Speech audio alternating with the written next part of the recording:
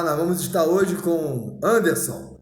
Anderson é um preparador, é um treinador, ele é um coach, na verdade, de formar pessoas, ok? Instruir pessoas, capacitar pessoas a serem, sim, verdadeiramente, o quê? Um cuidador de idosos, ou seja, alguém que vai cuidar do seu antes.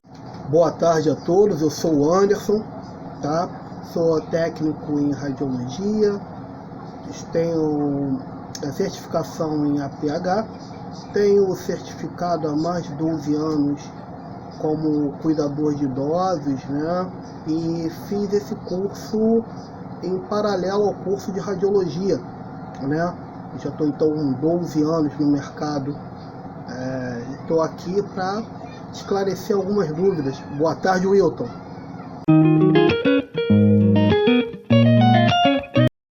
Anderson, então, olá, amigão. É importante a gente poder responder a algumas perguntas. Quem pode ser cuidador de idoso? Quem deve ser cuidador de idoso? Quem deve trabalhar com os cuidados do idoso? Pode ser qualquer profissional? Eu acho também que não. Para isso, nós vamos passar aqui alguma orientação para os nossos futuros colegas.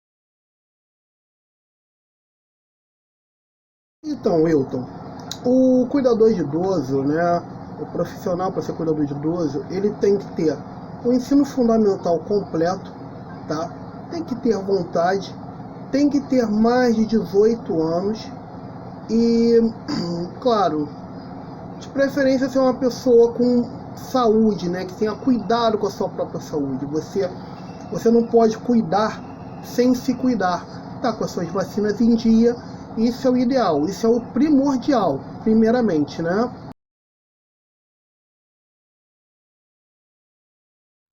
Anderson, me responde uma coisa.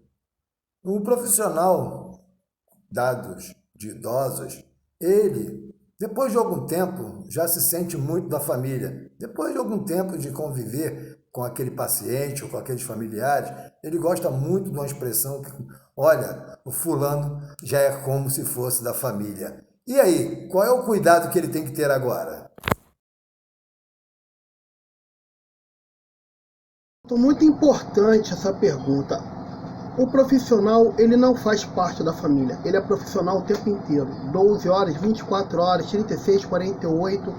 Ele chega para trabalhar. Claro, ele vai acabar estreitando o relacionamento com o seu assistido ou assistida. Mas ele não pode, em momento algum, se envolver em questões familiares. Ele tem que separar muito bem as coisas. Porque quanto mais próximo, quanto mais estreita a relação, mais difícil vai ser a interação dele com o assistido ou assistida. E a família tem que ter isso bem clara. E muitas das vezes o ideal é que esse profissional seja trocado de 6 em 6 meses, para que não crie esse tipo de vínculo.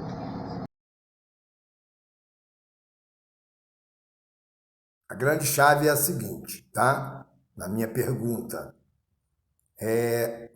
o cuidador de idoso, ele tem que se deixar, que se prestar simplesmente aos seus patrões, porque nem sempre é o paciente quem lhe remunera ou quem lhe paga. Aí vem aquele familiar e diz para ele o que ele tem que fazer. Boa pergunta, Wilton. Quando você faz a entrevista, você já determina, junto com o contratante, quem é que você vai falar. Ah, quem é que está te contratando? É o pai? É a mãe? É o filho? É a filha? A pessoa responsável, a curadora, a tutora desse idoso, é que vai falar com você. Não adianta todos os familiares falar com você. Você vai estabelecer uma linha de ação, vai negociar isso com o seu contratante na hora da entrevista e você vai manter isso. Algumas coisas você vai adequar. Porque você está chegando, tá entrando na rotina da família, na casa, na rotina do assistido, então você vai adequar. Mas não é para você fazer o que a família quer, você vai fazer aquilo com um profissional, vai fazer que vai somatizar e vai melhorar a condição, a qualidade de vida desse seu assistido ou assistida. Qual é a diferença nessa hora? que o patrão, o pagador, quem te remunera, tá? Diz para você que você tem que fazer desse jeito. Você acata ou você simplesmente vai mostrar a ele que, dentro do profissionalismo, é você quem vai fazer o que é necessário e não o que é mandado. Ótima pergunta, Wilton. O profissional ele tem que ser profissional o tempo inteiro. E com isso, ele tem que conhecer os protocolos de saúde. Se é para fazer o que o seu contratante está mandando, sem ele ser médico, terapeuta ou lá quer que seja dentro da área de saúde, ou ele tem que encontrar uma pessoa que faça isso, ou ele vai ter que fazer.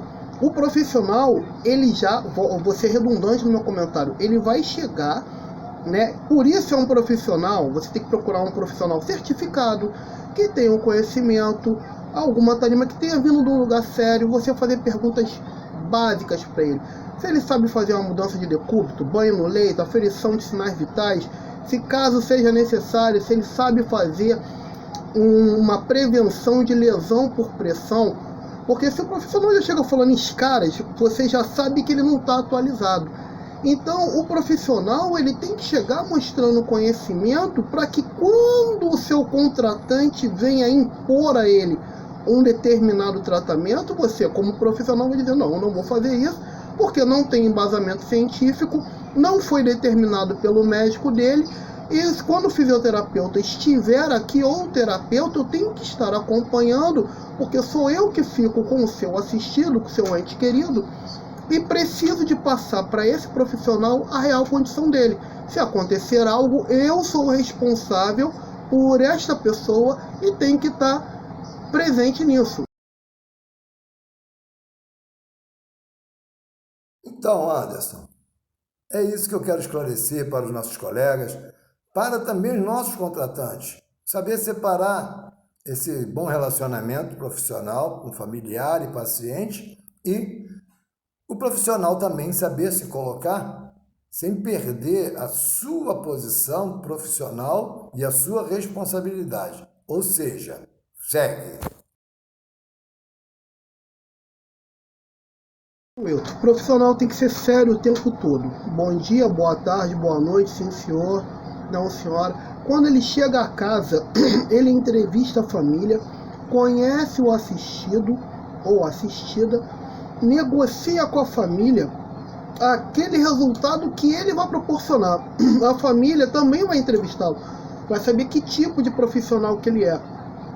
Então, num determinado momento, se o profissional ele não tiver a noção em que ele tem que se distanciar para manter um bom trabalho, ele começa a se perder naquilo que ele realmente tem que fazer e acaba não atingindo as metas estabelecidas lá no começo da conversa, não é?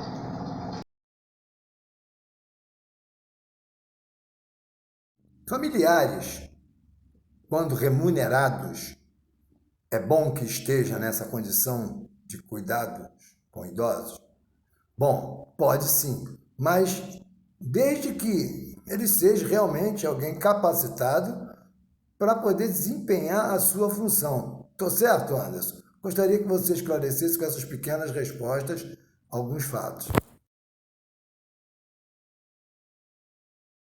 Wilton, existe dois tipos de pessoas nesse momento. Tem o profissional, que é o cuidador, e tem o acompanhante. Geralmente o acompanhante, que é um termo que eu não gosto, é aquela pessoa sem formação, geralmente é um familiar, que está ali para ajudar. Ele não é remunerado, ou recebe um agrado, algum valor da família, ou é um parente, um sobrinho, uma sobrinha, um filho, um tio, uma tia, uma avó, que vai ajudar essa família, né?